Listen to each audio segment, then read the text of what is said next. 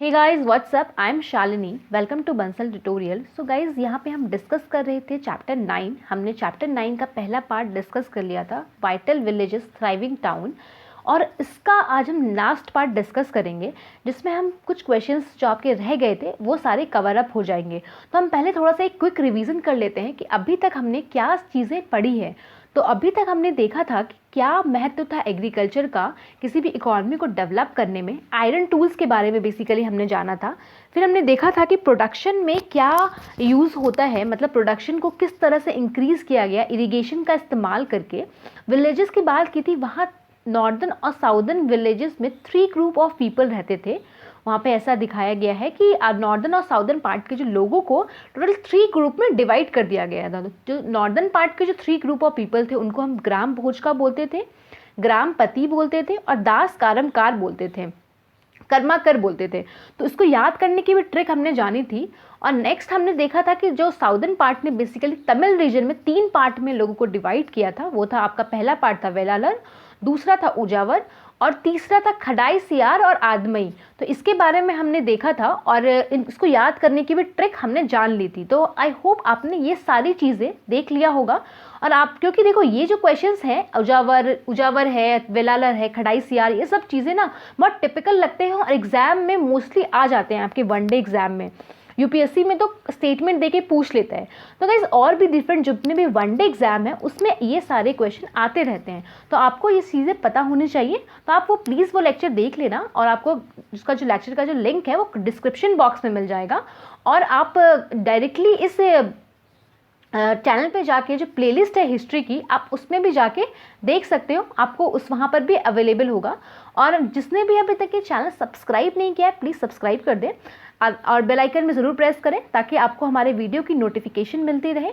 और मुझे आप अगर पर्सनली फॉलो करना चाहते हैं तो आप मुझे फेसबुक पे फॉलो कर सकते हैं, इंस्टाग्राम पे फॉलो कर सकते हैं। और आपको अगर इस वीडियो की पीडीएफ चाहिए, अगर आपको ये वीडियो देखने के बाद लगे कि आपको इसकी पीडीएफ चाहिए, तो आप टेलीग्राम चैनल पे जाके इसकी पीडीएफ को डाउनलोड कर सकते हैं। फिर आज हम बात करेंगे फाइंडिंग आउट अबाउट सिटीज़ के बारे में। हमें कैसे पता लगता है, क्या स्टोरीज थी सिटीज़ की और उसका जो क्या चीज़ हमें मिला है ऐसा एविडेंस जिससे हमें ऐसा पता लगता है कि सिटीज़ में ऐसी लाइफ स्टाइल हुआ करती होगी। फिर हम स्टोरी जानेंगे बैरी गाजा की। बैरी गाजा बारूच रीजन है आपका गुजरात का, हम उसके बारे में देखेंगे। फिर नेक्स्ट हम पंचमार्क कॉइन के बारे में जानेंगे, कॉइन्स के बारे में देखें, कॉइन्स का यूजेस कैसे हुआ था, कैसे बनाया जाता था उसको। क्राफ्ट और क्राफ्ट पर्सन के बारे में जानेंगे, जो क्राफ्टिंग का काम करते थे उसके बारे में देखेंगे हम। Northern black polished ware pottery से बहुत चलन में आई थी, उसके बारे में देखेंगे। फिर हम जानेंगे स्पिनिंग और विबिंग के क्या रूल्स थे। देखो, आप जब किसी के भी अंदर काम करोगे तो कुछ रूल्स एंड रेगुलेशन आप पे लागू होंगे, तो रूल्स एंड रेगुलेशन आपको वो फॉलो करना होगा। तो उस टाइम में जो लोग काम करते थे बुनाई और कताई का, जो दूसरे के यहाँ पे जाके, वहाँ के भी कुछ रूल्स रेगुलेशन होते थे। तो क्या रूल्स रेगुलेशन होते थे इसके बारे में हम आज देखेंगे। और अरिका मेडू जो एक क्लोजर लुक है देंगे हम, अरिका मेडू के बारे में यहाँ पे हम जानेंगे। तो नेक्स्ट हम देखते हैं पहला, finding out about cities, stories, travellers, sculpture and archaeology. तो इसके बारे में कैसे हमें पता लगता है। जो ट्रैवलर क्या थे, जब ट्रैवलिंग करते थे तो वो लोग कुछ ना कुछ, जो भी ट्रैवलिंग में जो भी वो लोग चीज़ें देखते थे उसको एक जगह वो लोग कंपाइल करके लिखते थे। तो वो एक बहुत बड़ा सोर्स है अर्ली एरा के सिटीज़ के बारे में जानने के लिए। जब खुदाई की गई तो स्कल्पचर हमें मिले, हमें काफ़ी सारे, अभी हम देखेंगे जो स्कल्पचर मिला है सांची में, मध्य प्रदेश में, तो उससे भी हमें काफ़ी सारी चीज़ों का पता लगता है। और भी बहुत जगह हमें स्कल्पचर मिले हैं एक्सकेवेशन के दौरान, खुदाई के दौरान। और जो भी पुरानी चीज़ें हैं उससे भी काफ़ी सारी चीज़ों के बारे में, अर्ली सिटीज़ के स्टोरी के बारे में हमें पता लगता है। तो सबसे पहले आता है जटका के बारे में हम जान लेते हैं। जटका क्या है कि इसमें स्टोरीज को कंपाइल करके लिखा गया है, बेसिकली कंपोज किया गया है ऑर्डिनरी लोगों के द्वारा, आम आदमी के द्वारा, और इसको लिख करके प्रिजर्व किया गया है बुद्धिस्ट मॉन्क के द्वारा। जब बुद्धा की बात आती है तो बुद्धा किस लैंग्वेज का इस्तेमाल करते थे, ये काफ़ी फ्रिक्वेंटली क्वेश्चन है जो एग्जाम में पूछ लेता है। तो बुद्धा जो है वो पाली लैंग्वेज का इस्तेमाल करते थे और जैनिज्म जो है वो प्राकृत लैंग्वेज का इस्तेमाल करते थे। अब इसको याद कैसे करोगे आप, कई बार इस दोनों में कन्फ्यूज़न हो जाता है क्योंकि एग्जाम में जो क्या करेगा आपको दोनों लैंग्वेज देगा, क्योंकि उनको पता है कि आपको पता है कि पाली और प्राकृत में बच्चा कन्फ्यूज़ हो जाता है। तो इस वजह से क्या करते हैं, वो दोनों चीज़ें देते हैं। तो आपको याद करने का तरीका ये है कि जैन जो लोग हैं, जैन के जो मॉन्क्स होते हैं, साधु संत होते हैं, वो लोग जिस अवस्था में पैदा लेते हैं उसी अवस्था में पूरा जीवन बिताते हैं। वो लोग कपड़े धारण नहीं करते हैं, तो प्रकृति से मिली हुई अवस्था में वो जिंदगी भर रहते हैं। तो इसलिए उनका जो लैंग्वेज था वो प्राकृत था, आप ऐसे याद कर सकते हो। और जो रेस्ट, जो लास्ट लैंग्वेज आपका गया पाली, तो पाली जो है वो बुद्धा के द्वारा यूज़ किया गया। तो एक छोटा सा ट्रिक था ये, अगर जिसको ट्रिक से याद होता है आप ये ट्रिक अपना सकते हो, और जिसको ऐसे ही याद हो रहा है उसमें कोई दिक्कत नहीं है। तो नेक्स्ट जटका के बारे में एक छोटी सी स्टोरी दी गई है आपके एनसीईआरटी में, द क्लेवर पुअर मैन के बारे में बताया गया है। इसमें बेसिकली ये बताया गया है किस तरह से एक पुअर मैन जो होता है ग्रेजुअली रिच हो जाता है। इस चीज़ के बारे में पूरा एक छोटी सी स्टोरी है। उसमें ऐसा लिखा गया है कि आदमी जो पुअर होता है वो उसके पास लाइवलीहुड का कोई साधन नहीं होता है, बस डेड रैट होते हैं, उसके पास मरे हुए चूहे होते हैं, और इस वो मरे हुए चूहे को ही कुछ पैसों के लिए होटल्स में जाके बेच देता है, और वो होटल वाले इसको खरीद लेते हैं अपने बिल्लियों के लिए बेसिकली। तो एक दिन क्या होता है, जो किंग्स का जो गार्डन होता है वहाँ पे ना पूरी तरफ हर तरफ ब्रांचेस और लीव्स फैल जाते हैं बिकॉज ऑफ स्टॉर्मिंग, अंधड़ तूफान की वजह से। तो गार्डनर दुखी हो जाता है कि वो कैसे मेस को साफ करेगा। तो ये जो आदमी होता है पुअर मैन, ये अपना दिमाग का इस्तेमाल करता है और कहता है कि वो इस जो जितने भी मेस हैं उसको साफ कर देगा, बट बदले में उसे क्या चाहिए, ये गार्डन में जितने भी सामान जो हैं बिखरे पड़े हैं, जो मेस है, लीव्स हैं, और जो भी चीज़ें हैं, वो सारी चीज़ें वो खुद रखेगा। तो गार्डनर इवेंचुअली इस चीज़ के लिए रेडी हो जाता है कि हाँ भाई ठीक है तुम रख लेना। तो ये यंग मैन जो होता है क्या करता है कि अपने आसपास लोगों को क्या करता है, स्वीट्स देता है, बच्चों को बेसिकली बोलता है कि मैं आपको मिठाइयाँ दूंगा, आप ये सारी चीज़ों को कलेक्ट कर दो। तो बच्चे क्या करते हैं, खुशी खुशी मिठाई के लालच में सारी चीज़ों को साफ कर देते हैं, और फिर वो क्या करता है, इसको एक किसी किंग्स के पोर्टल को बेच देता है, और वहाँ से उसे कुछ पैसे मिल जाते हैं। उसके बाद वो कुछ और प्लान बनाता है। उसके बाद वो क्या करता है, वो ग्रास कटर्स को क्या करता है कि पानी पिलाता है कुछ 500 ग्रास कटर को, और उसको बोलता है कि जब मुझे आपको ज़रूरत, ग्रास कटर जब उससे पूछते हैं कि भाई कुछ हेल्प चाहिए तो बताओ, तो वो कहता है कि हेल्प लूँगा लेकिन ज़रूरत आने पे।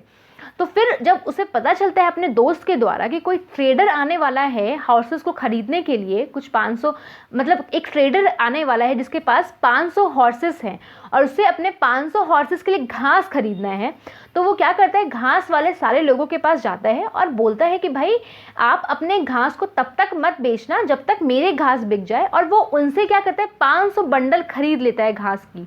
और जब वो हॉर्स ट्रेडर को कहीं पर भी घास नहीं मिलता है तो वो उसको पैसे देकर उस घास को खरीद लेता है उस आदमी से, और इस तरह से वो क्या करता है, रिच बन जाता है। तो आप देख सकते हो कितनी सिंपल सी स्टोरी है जो एक आम आदमी से रिलेटेड है, कोई इसमें आप कह सकते हो कोई फैब्रिकेट नहीं किया गया स्टोरी में। तो ऐसी ही स्टोरी जटका में लिखी गई है जिससे हमें पता चलता है कि ऑर्डिनरी पीपल जो उस एरा के थे वो लोग किस तरह से जीवन बिताते होंगे। और भी बहुत सारी चीज़ें हैं, एविडेंस हैं, जिससे हमें पता लगता है कि अर्ली सिटीज़ कैसे हुआ करती थी। जैसे बताया मैंने, स्कल्पचर क्या करते थे, जो ये स्कल्पचर में बहुत सारी चीज़ें कार्व की गई है जिससे हमें पीपल्स के लाइफ स्टाइल के बारे में पता लगता है। क्योंकि क्या है, स्कल्पचर जो मूर्तियाँ बनाई गई हैं उसमें जो पीपल हैं उनके लाइफ स्टाइल के बारे में कार्व कर दिया गया है कि इस तरह से, जैसे कि मान लो हो गया कि लोग पूजा करते हुए दिखाया गया है, तो उस समय से हमें ये पता लगता है कि वहाँ विलेज टाउन में लोग पूजा करते होंगे। फिर हमें बहुत सारे स्कल्पचर ऐसे भी मिले हैं जो डेकोरेट रेलिंग जो यूज़ किए गए हैं रेलिंग को डेकोरेट करने के लिए। मंदिरों के बाहर में आपने रेलिंग देखी होगी, तो उसको डेकोरेट करने के लिए, पिलर्स को डेकोरेट करने के लिए, बिल्डिंग के बाहर के जो गेटवे हैं, जो आपके बिल्डिंग्स का बाहर का जो गेट होता है उसको डेकोरेट करने के लिए काफ़ी सारे स्कल्पचर का यूज़ किया जाता होगा। हमें ऐसा एविडेंस मिला है जिससे हमें ऐसा पता लगता है। आप देखो, ये जो स्कल्पचर मिला है आपका, ये सांची से मिला है मध्य प्रदेश में, जहाँ कार्व किया गया है कुछ चीज़ों को। आप देख सकते हो ये कितने माइन्यूटली कार्व किया गया है, और ये डिपिक्ट कर रहा है आपका अर्ली एरा के लोगों की लाइफ स्टाइल को। आप देख सकते हो यहाँ पे सब चीज़ें बनी हुई है। तो हम जो सांची के बारे में अपने कमिंग लेक्चर में डिस्कस करने वाले हैं, तो अभी हम ये देख लेते हैं। तो फिर जब आप 25 ईयर्स पहले की बात करो तो वहाँ काफ़ी सारे क्या नई सिटीज़ उभर कर आई थी, और उसको बहुत सारी सिटीज़ को हम क्या बोलते थे, हमने जब बात की थी, पढ़ाई किया था जब हमने लास्ट में, तो उसको महाजनपद बोलते थे। तो महाजनपद क्या, 16 महाजनपद बेसिकली उभर के आए थे, जिसमें से हमने मगध और वज्जी के बारे में ब्रीफ डिस्क्रिप्शन लिया था अपने लास्ट के कुछ लेक्चर्स में। तो उसी के बारे में ये बात कर रहे हैं कि जो कुछ सिटीज़ थे जो महाजनपद की, तो उसमें यहाँ पे हमें ये भी देखने को मिला है कि उसको फोर्टिफाइड किया गया था। फोर्टिफाइड का मतलब है कि किलाबंदी किया गया था वॉल्स से, ताकि बाहर से जो लोग जो आक्रमण करने वाले हैं, जो एक्सकेवेट करने वाले हैं बाहर के लोगों मतलब उस टाउन पे, तो उससे उनको बचाया जा सके। कुछ ऐसी सिटीज़ भी हमें मिली है जहाँ पे हमें रॉज ऑफ पोर्ट्स मिलते हैं, मतलब पॉट्स की एक आप कह सकते हो पंक्तियाँ लगी हुई है, रॉ लगा हुआ है, और सेरेमिक हमें रिंग्स मिला है जो अरेंज है एक के ऊपर एक, जिसको हम लोग रिंग वेल्स भी बोलते हैं। जैसे कि आप देख सकते हो ऐसा है यहाँ पे, जो एक के ऊपर एक यहाँ पे लगा हुआ है। ऐसा देख के इनको लगता है कि ये या तो टॉयलेट्स के लिए यूज़ किया जाता होगा या इनमें गार्बेज को डंप किया जाता होगा। ओके और फिर ये जो रिंग वेल्स है ये हमें बहुत सारे हाउसेस में मिले हैं। हमें हार्डली इन जो हाउसेस हैं, जो पहले के टाइम के जो पैलेस थे, हाउस थे और मार्केट थे, उनके ना कुछ भी एविडेंस मिले हैं, क्योंकि ऐसा माना जा रहा है हो सकता है वहाँ के जो हाउसेस होंगे, जो पैलेसेस होंगे, वहाँ जो चीज़ों का इस्तेमाल गया होगा इनको बनाने में, कंस्ट्रक्ट करने में, वो वुड हो गया, लकड़ियों का इस्तेमाल किया गया होगा, या मड ब्रिक का इस्तेमाल किया गया होगा, या थैच क्या होता है, थैच होता है कि जो आपका रूफ है, छत है, वो ड्राइड ग्रास से बनी होती है, मतलब सूखे पत्तों से बना हुआ होता है, या फिर सिमिलर ऐसे ही कुछ मटेरियल से बना होता है। तो ऐसा माना जा रहा है शायद ऐसे मटेरियल से इन सब का कंस्ट्रक्शन किया गया होगा, घरों का और सारी चीज़ों का, कि जो ज़्यादा टाइम तक सस्टेन ना कर सके। तो इस वजह से हमें अभी तक वहाँ का कोई रिमेन नहीं मिला है जिससे हमें पता लगे कि वहाँ के घर कैसे हुआ करते होंगे। तो नेक्स्ट जो एविडेंस हमें मिलता है वो मिलता है सेलर्स से और ट्रैवलर्स के। आप जो विजिट करते थे डिफरेंट जगह पे, सेलर जो हो गए जो नाव चलाते थे, नाविक लोग जो हो गए उनसे, ट्रैवलर्स वो हो गए जो ट्रैवल करते थे डिफरेंट जगह पे। तो इनसे भी हमें काफ़ी सारे चीज़ों का पता लगा है। अननोन ग्रीक सेलर जो हैं, एक उन्होंने जो लिखा है उनसे काफ़ी सारे पोर्ट सिटी का हमें पता चला है। पोर्ट्स बेसिकली बंदरगाह हो गए, ये जहाँ जिस बंदरगाह में जाते थे उनके बारे में ये बहुत सारी चीज़ें लिखते थे। तो उनका जो लिखा हुआ है वो एक सोर्स है जिससे हमें पता लगता है कि कहाँ पे क्या चीज़ें होती होगी।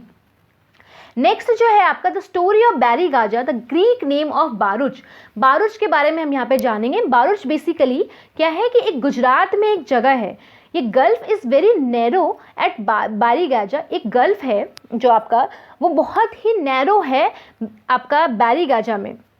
जो बारूच के बारे में हम बात करेंगे बेसिकली यहाँ पे, जो कि देखो आप, अगर हम इसका लोकेशन में आपको दिखाऊं तो आप यहाँ पे देख सकते हो, ये जो रीजन है ये है बारूच रीजन, यहाँ गल्फ ऑफ खंबात है। तो देखो यहाँ पे कितना ज़्यादा टेढ़ा मेढ़ा रास्ता है, तो सेलर्स को भी अपने नाव को चलाने में काफ़ी प्रॉब्लम्स का सामना करना पड़ता होगा, और वो ही यहाँ पे नाव चला पाता होगा जिसको यहाँ पे अच्छा खासा नॉलेज होगा सी रूट्स का, कि वो कैसे पहुँचेगा यहाँ पे। तो बेसिकली यहाँ बारूच रीजन के बारे में बात किया गया है। अब यहाँ पे हम बात करेंगे कि गुजरात रीजन के बारे में। तो अब गुजरात रीजन के बारे में अगर बात करेंगे तो राजस्थान लगता है गुजरात को, मध्य प्रदेश लगता है, महाराष्ट्र लगता है। तो 3 स्टेट हैं जो गुजरात को टच करते हैं। नेक्स्ट फिर अब हम देखेंगे जो एक्सपोर्ट होता है from town included plants from Himalayas, ivory, agate, carnelian. जो यहाँ पे इस टाउन में जो एक्सपोर्ट होता था, बाहर से जो चीज़ लाई जाती थी वो क्या लाई जाती थी, इवोरी, मतलब क्या हो गया आपके हाथी के दांत, एगेट हो गया, कार्निलियन हो गया, कॉटन हो गया, सिल्क हो गया, परफ्यूम। तो इन सब चीज़ों को लाया जाता था। एगेट और कार्निलियन जो है वो एक तरह का स्टोन है जो बाहर से लाया जाता होगा। कुछ स्पेशल गिफ्ट भी थे जो मर्चेंट्स के द्वारा किंग्स को दिया जाता था प्रेजेंट के तौर पे, और उसमें क्या इंक्लूड होता था, तो वेसल्स ऑफ सिल्वर, मतलब सिल्वर के बने हुए बर्तन हुआ करते थे। सिंगिंग बॉयज़ होते थे जो गाना गा सके, उनके कोर्ट में ऐसे लोग होते थे, सुंदर लड़कियां होती थी। तो मतलब ये भी चीज़ें, इन सब चीज़ों को भी गिफ्ट के तौर पे इस्तेमाल किया जाता था, मतलब मेटेरियलिस्टिक माना जाता था, आप ऐसा समझ सकते हो चीज़ों को भी। लोगों को भी मटेरियलिस्टिक माना जाता था, तभी गिफ्ट के तौर पे विमेन का इस्तेमाल किया जाता था और बॉयज़ का जो गाना गाते थे उनका इस्तेमाल किया जाता था। कुछ वाइन्स भी दे दिया जाता था वहाँ पे आपको किंग को गिफ्ट के तौर पे, और क्लोथ्स दिया जाता था, कपड़े, मतलब बारीकी से बने हुए कपड़े इस पर सिलाई कढ़ाई किया गया हो वो सब दिया जाता था। अब हम यहाँ पे देखते हैं, ये एक रह गया था, ship had to steered in, जैसे मैंने आपको बताया, स्टीड इन बस skilful and experience local fisherman. जो लोकल फिशरमैन थे जो किंग के द्वारा एम्प्लॉय किए जाते थे वही यहाँ पे अपने शिप को चला पाते थे। और यहाँ पे इम्पोर्ट क्या होता था, वाइन होता था, कॉपर होता था, टीन हो गया, लीड हो गया, कोरल, टोपाज, ये एक तरह के स्टोन है टोपाज जो है, क्लोथ हो गया, गोल्ड, सिल्वर कॉइन्स, तो ये सबको यहाँ पे इंपोर्ट किया जाता था। यहाँ से मतलब बैरी गाजा से इंपोर्ट किया जाता था, मतलब बाहर भेजा जाता था। इंपोर्ट और एक्सपोर्ट अलग अलग होता है। इंपोर्ट का मतलब हो गया कि यहाँ पे सामान बाहर से इंपोर्ट मतलब यहाँ से बाहर भेजा जाता था। इंपोर्ट में भेजते हैं, एक्सपोर्ट में हम मंगवाते हैं। ओके, सॉरी ये गलत हो गया कॉन्सेप्ट, सो सॉरी। इंपोर्ट में हम बाहर भेजते हैं और एक्सपोर्ट में हम मंगवाते हैं सामान को। तो यहाँ पे इंपोर्ट और एक्सपोर्ट करते थे हम यहाँ पे सामान को।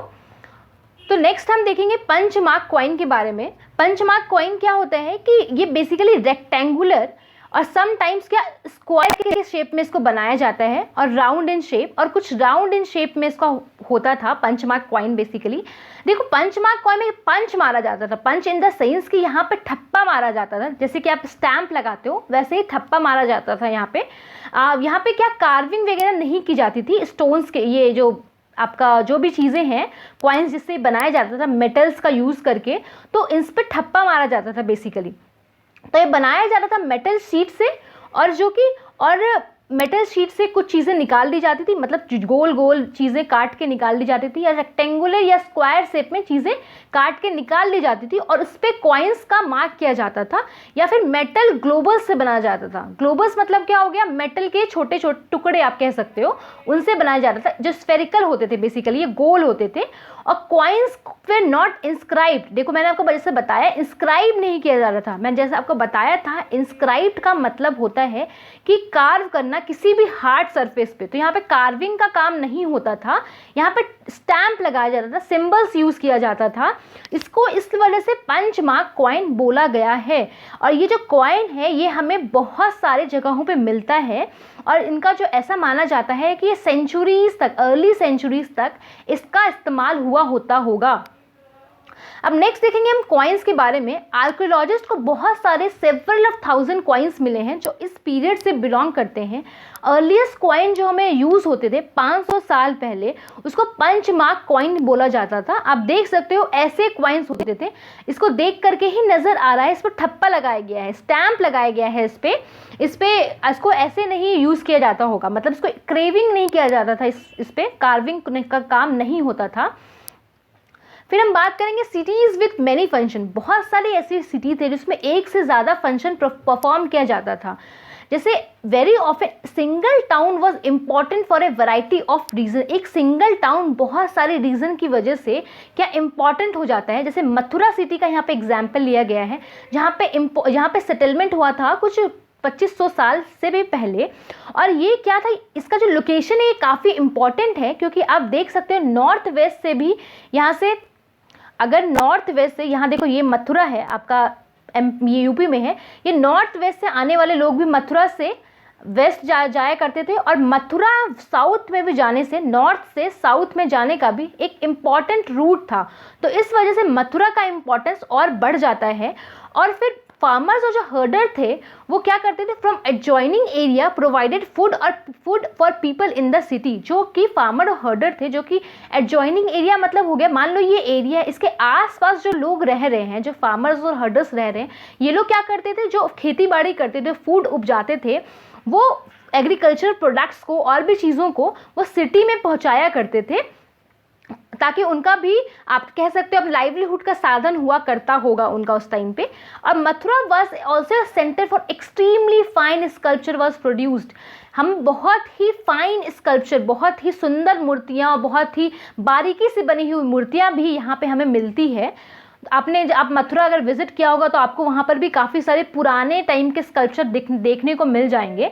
ये जो around 2000 year ago Mathura become the second capital of Kushan, Kushan के सेकेंड कैपिटल भी मथुरा को बनाया गया है। मथुरा जो एक रिलीजियस सेंटर भी है, किसके लिए? तो बुद्धिस्ट मॉन्क के लिए, जैन श्राइन्स के लिए, और इम्पॉर्टेंट सेंटर है कृष्णा की वर्शिप के लिए। अगर आप मथुरा के बारे में अगर आपको थोड़ा सा भी पता होगा तो मथुरा का जब नाम दिमाग में आता है तो कृष्ण का नाम सबसे पहले दिमाग में आता है। वृंदावन के लिए बहुत ज़्यादा फेमस है बेसिकली। तो अब हम बात करेंगे कि जो सेवरल जो इंस्क्रिप्शन है वो हमें किसके बने हुए हैं। सेवरल इंस्क्रिप्शन ऑन सरफेस, बहुत सारे इंस्क्रिप्शन हैं जो सरफेस पे लिखे गए हैं, जैसे स्टोन स्लैब्स पे और स्टैचू पे, जो कि हमें मथुरा पे मिलते हैं।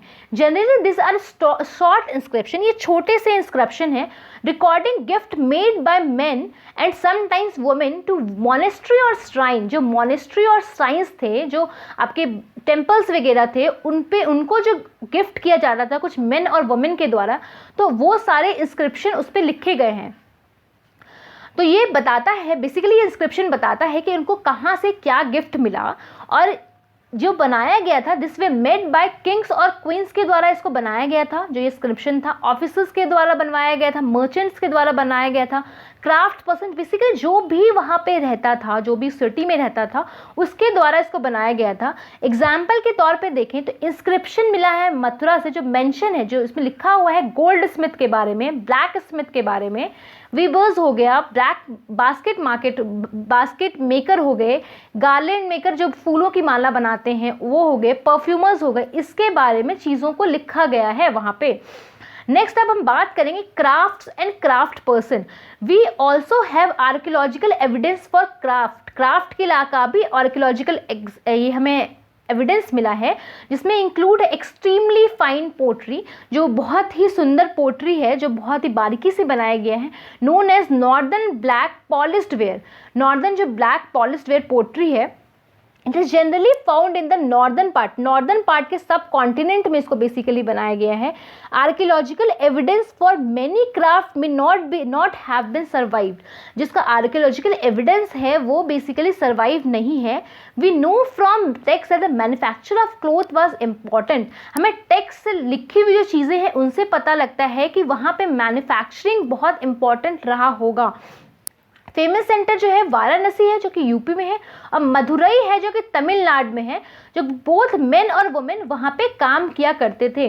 अगर आप वाराणसी का, अगर आप यूपी की जगह देखो तो देखो इसमें आपका जो स्टेट है वो उत्तराखंड हो गया, हिमाचल हो गया, हरियाणा हो गया, दिल्ली हो गया, राजस्थान, एमपी, छत्तीसगढ़ और बिहार, ये सारे राज्य, और झारखंड, ये सारे राज्यों को ये टच करता है। और हम तमिलनाडु की बात करें तो आंध्रा, कर्नाटका और केरला, तो ये 3 राज्यों को टच करता है आपका तमिलनाडु। जो क्राफ्ट पर्सन थे और जो मर्चेंट थे, उन्होंने एक एसोसिएशन बनाया था जिसमें वो एकजुट होकर रहते थे। जैसा कि अब ट्रेड यूनियन है अभी के टाइम में, वैसे ही उस टाइम भी ऐसा कुछ होता होगा, तो उसको श्राइन्स बोला गया है। जो उनके जो एकजुटता है, जिसमें सब लोग साथ मिलकर एसोसिएशन बना के रह रहे हैं, तो उसको श्राइन बोला गया। और ये श्राइन्स जो this shrines of craft person, ये जो श्राइन्स होते थे क्राफ्ट पर्सन पे, वे प्रोवाइड करते थे ट्रेनिंग और प्रोक्योर्ड करते थे रॉ मटेरियल को, लोगों से खरीदते थे और डिस्ट्रीब्यूट करते थे लोगों तक फिनिश्ड प्रोडक्ट। रॉ मटेरियल खरीदा और फिनिश्ड प्रोडक्ट लोगों को बेचा, ऐसा काम किया करते थे ये लोग। और जो ये श्राइन्स ऑफ जो मर्चेंट थे वो ऑर्गेनाइज करते थे ट्रेड को, ये सर्व करते थे बैंक्स की तरह भी सर्व करते थे। वे rich man and women deposited money. देखो बैंक में क्या होता है, हम लोग जाके मनी डिपॉजिट करते हैं, तो वैसे ही बैंक में क्या था, रिच लोग जो होते थे वो मनी डिपॉजिट करते थे और वहाँ से क्या होता था, दिस वाज इन्वेस्टेड, और इसको इन्वेस्ट कर दिया जाता था एज ए इंटरेस्ट रेट पे दूसरों को दे दिया जाता था। और इसको सपोर्ट और इसका इस्तेमाल रिलीजियस इंस्टीट्यूशन और मॉनेस्ट्री को सपोर्ट करने के लिए भी किया जाता था। मतलब बैंक का जो डेवलपमेंट है वो अभी नहीं हुआ है, ये बहुत ही अर्ली एरा में हो चुका था। इससे हमें ऐसा पता लगता लगता है। अब हम बात करते हैं northern black polished ware pottery के बारे में। अब अगर हम northern ware black polished ware pottery के बारे में बताएं तो ये एक हार्ड और व्हील से बनाई गई, wheel made metallic looking ware with shiny black surface. Metallic look है इसका, मतलब शाइन करता है, आप इसको देखोगे तो ये चमकती हुई है, चमचमाते हुआ लगता है इसको देखने से।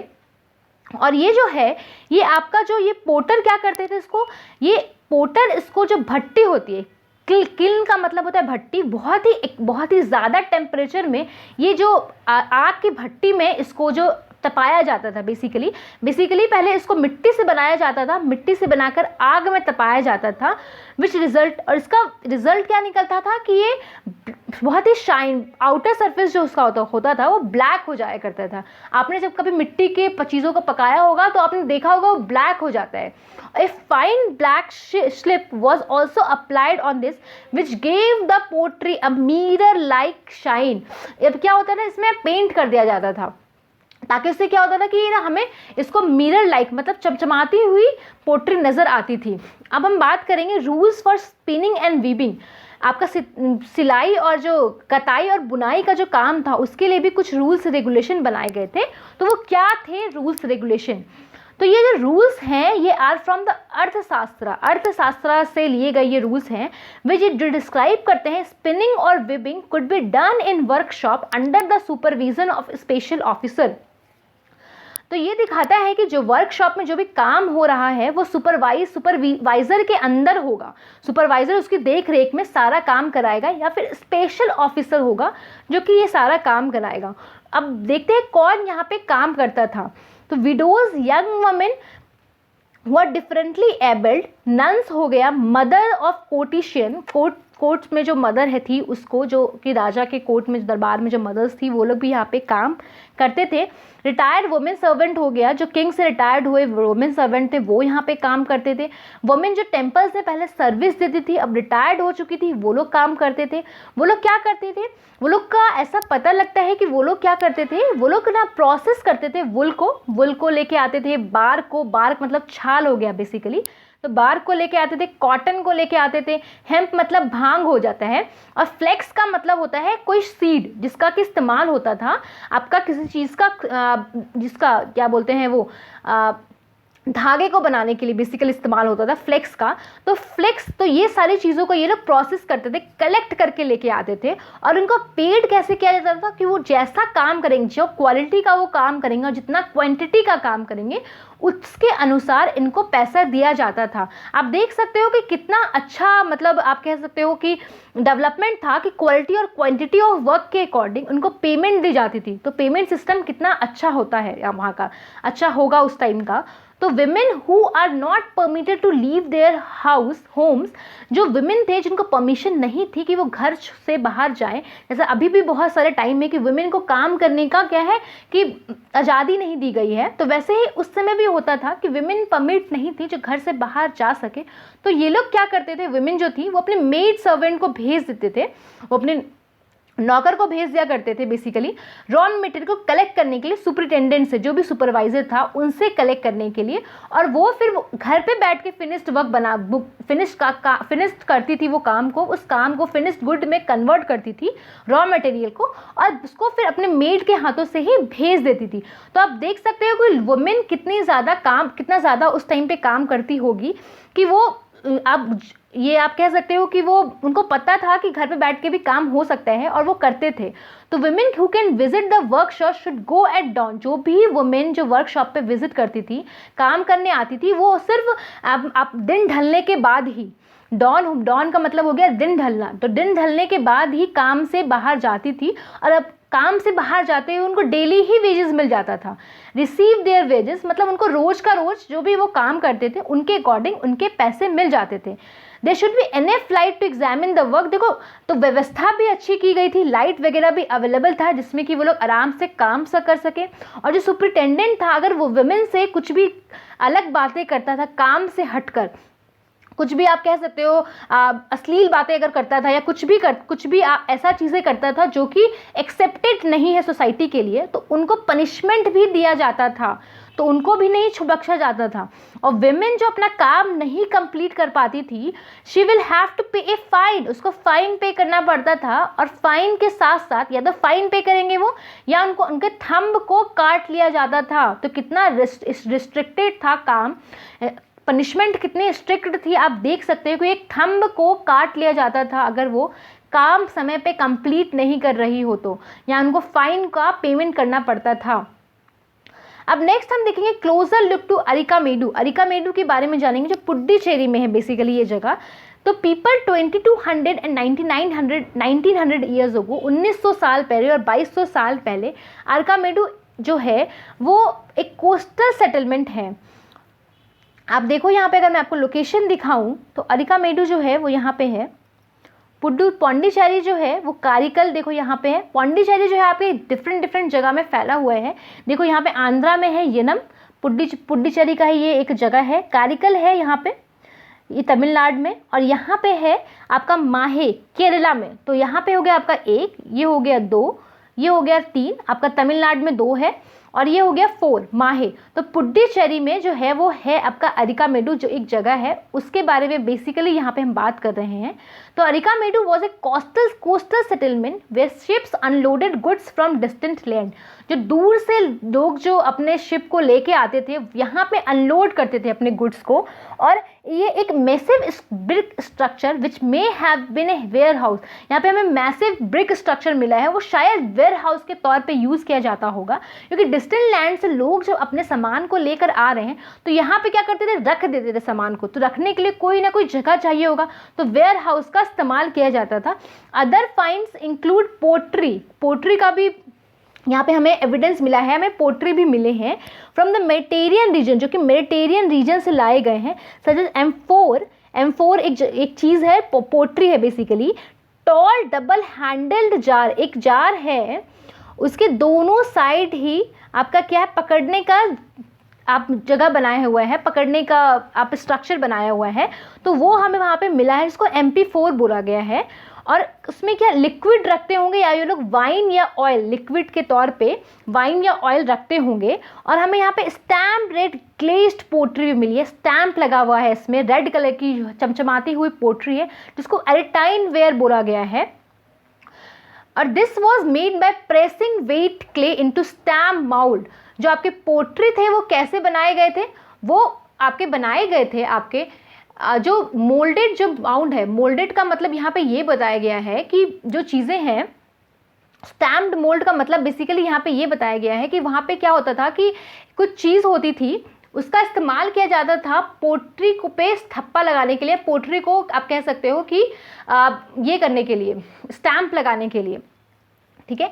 This made by pressing wait clay पे प्रेस करके। मान लो कि अगर कोई पोट्री है, अगर आपने घर पे कुछ सामान अगर बनाया होगा और उस पर आपको कुछ कार्व करना है, तो आप क्या करते हो, उसका सांचा आता है, सांचे पे रखते हो और उस पर वो कार्व आ जाता है। उसी तरह से क्या था, इस पोट्री को भी सांचे के अंदर रखा जाता था, जिसमें कि इसमें स्टैम्प लग सके, इसमें कार्विंग हो सके, जो चीज़ें थी वो हो सके। तो there was yet another kind of pottery, हमें अनदर काइंड ऑफ पोट्री मिली है। रोमन डिज़ाइन वेयर यूज्ड, वहाँ रोमन डिज़ाइन का यूज़ किया गया है। रोमन लैम्प मिला है, ग्लास वेयर मिला है, जेम्स मिला है, फाउंड, ये सब इन साइट्स पे हमें मिला है। Small tank have been found that were probably dyeing what used to dyeing cloth। यहाँ पे एक टैंक भी मिला है जो कि ये दर्शाता है कि क्लोथ्स को भी डाई किया जाता होगा, रंग किया जाता होगा क्लोथ्स में भी। तो उसमें जो टैंक है वो क्लोथ को डाई करने के लिए इस्तेमाल किया जाता होगा। This is plenty of evidence for the making of bits from semi precious stone और ग्लास।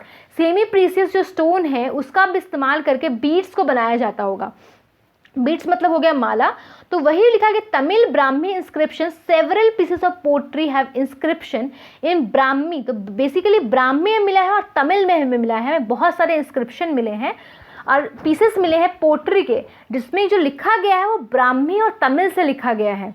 और ये जो आपकी जो ये एरिटाइन और ये एरिटाइन वेयर जो है और जो MP4 पोट्री है, ये बेसिकली कहाँ से, इटली से मिला गया है। बेसिकली हमें जो सिटी है इटली, वहाँ से हमें ये सारी चीज़ों का मिला है, एविडेंस मिला है। तो क्या क्या हो गए, नॉर्दर्न वेयर पोट्री हो गए, एम्फोर हो गए, एरिटाइन हो गया, 3 तो आपके ये हो गए, और रोमन डिजाइन के भी पोट्री हमें मिले हैं। तो 4 तरह के पोट्री हमें देखने को मिला है। पोस्ट मॉडर्न एम्पायर की हम यहाँ बात कर रहे हैं। नेक्स्ट हम बात करेंगे और भी कहीं पे क्या चीज़ों का डेवलपमेंट हुआ था साथ के साथ में। तो यहाँ पे बात किया गया है रोम का, इटली सिटी का बात किया गया है। Is one of the oldest cities in Europe, जो बहुत ही पुरानी सिटी में माना जाता है यूरोप का, जो डेवलप हुआ था कुछ and develop around the same time, और उसी टाइम पे डेवलप्ड हुआ था जब गंगा वैली का में सिटीज़ का डेवलपमेंट हो रहा था। जैसे हमने यहाँ की बात की थी, यहाँ पे जितने भी सिटीज़ थे अपने, जो आपके इंडिया अगर की बात करें तो यहाँ पे जो सिटीज़ थे उसी टाइम के आपका जो इटली है सिटी है, उस समय वो भी सिटी डेवलप हो रहा था।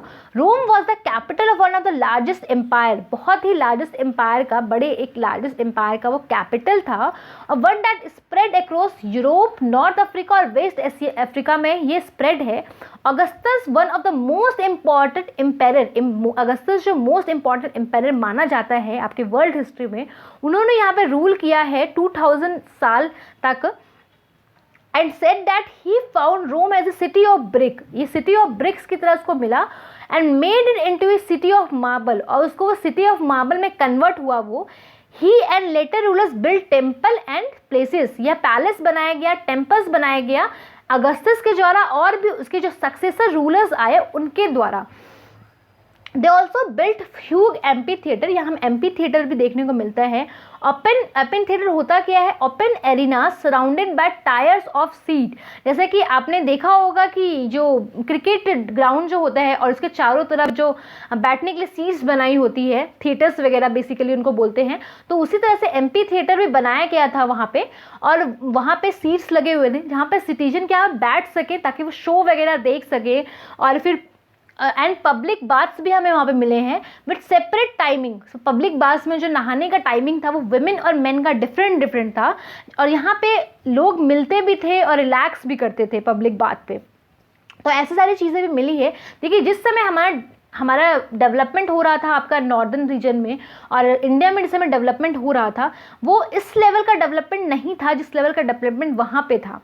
तो huge aqueducts, channels to supply water को सप्लाई करने के लिए चैनल्स बनाए गए, तो उसको एक्विडेक्ट्स बोला गया है, एक्विडक्ट्स बोला गया है, जिससे वाटर का सप्लाई किया जाता था। फिर build to bring water to the city, यहाँ से वाटर जो है सिटी तक पहुँचाया जाता था, किसके लिए, तो बाथिंग के लिए, फाउंटेन के लिए और टॉयलेट्स के लिए बेसिकली। अब हम एक बार इटली रीजन देख लेते हैं। देखो आप अगर इटली की जो अगर आप बात करो तो यहाँ पे 3 चीज़ें हैं, एक तिरेनियन सी है, एक एड्रियाटिक सी है और एक आयनियन सी है। तो 3 सिटी से ये घिरा हुआ है, सी से घिरा हुआ है बेसिकली। और इटली जो, अगर आप इटली का लोकेशन देखो मैप पे, तो इटली जो है वो आपका किस कंट्री से बेसिकली घिरा हुआ है, स्विट्जरलैंड से घिरा हुआ है, ऑस्ट्रिया से घिरा हुआ है और स्लोवेनिया से घिरा। तीन जो सिटी है वो इसको घेरे हुए हैं, और एक 3 सिटी है जो इसको घेरा हुआ है, कंट्रीज़ हैं, और 2 कंट्री है जो इटली के अंदर आती है, एक छोटी कंट्री है 2, एक सैन मैरिनो और वेटिकन सिटी। तो ये था इटली के बारे में कुछ इंपॉर्टेंट नॉलेज। सो गाइस, तो आप मैप हमेशा देखते रहा करो, क्योंकि मैप आपको लर्न इवेंचुअली तभी होगा जब आप उसको जब आप उसको देखते रहोगे। जब तक आप उसको रोज नहीं देखोगे कुछ ना कुछ सिटीज़ को, तब तक आपको याद नहीं होगा। याद करने का सबसे अच्छा तरीका यही है कि आपको जब भी कुछ देखने को मिले मैप से रिलेटेड कुछ भी टॉपिक, तुरंत गूगल मैप खोलो, सबके पास वो फ़ोन होता है, गूगल मैप में देखो कहाँ पे क्या है। जिसके पास एंड्रॉयड फ़ोन अभी भी जो इस्तेमाल नहीं कर रहा है, वो आप वो बुक में भी जाके देख सकते हैं, मैप की बुक में। गाइस, लेक्चर अच्छा लगे तो लाइक ज़रूर किया करो। आप लेक्चर देखते हो लेकिन लाइक नहीं करते हो। देखो, लाइक करते हो तो क्या होता है, काफ़ी मोटिवेशन मिलता है कि लेक्चर अच्छा आ रहा है, और आप वीडियो को शेयर भी किया करो लोगों के साथ, जिससे कि लोगों को पता चले कि उनको तक भी ये नॉलेज पहुँचे। और आप चैनल को सब्सक्राइब कर सकते हो अगर आपको वीडियो अच्छा लगा हो तो, और सब नोटिफिकेशन ज़रूर दबाना ताकि आपको वीडियो की आपको मिलती रहे नोटिफिकेशन। और आप अगर इस चैनल को, इस वीडियो का अगर आपको PDF चाहिए तो आप टेलीग्राम पे जाके ले सकते हो, और आप मुझे अगर फॉलो करना चाहते हो तो फेसबुक पे फॉलो कर सकते हो, इंस्टाग्राम पे फॉलो कर सकते हो पर्सनली। और कोई भी अगर आपका डाउट हो तो आप कमेंट सेक्शन में ज़रूर पूछा करो, कोई सजेशन हो तो भी आप कमेंट सेक्शन में दे सकते हो। हम कोशिश करेंगे उस सजेशन को मानने का, अगर वो होगा। अगर पॉसिबल हो पाएगा तो। और जो एक्विडेक्ट की अब हम बात करते हैं, एक्विडेक्ट जो है वो कैसा था, एक्विडेक्ट आप देख सकते हो इस तरह से एक वाटर चैनल बनाया गया था, यहाँ से वाटर पहुँचाया जाता था आपके डिफरेंट कामों के लिए। So guys thank you so much, हम कल नेक्स्ट चैप्टर डिस्कस करेंगे।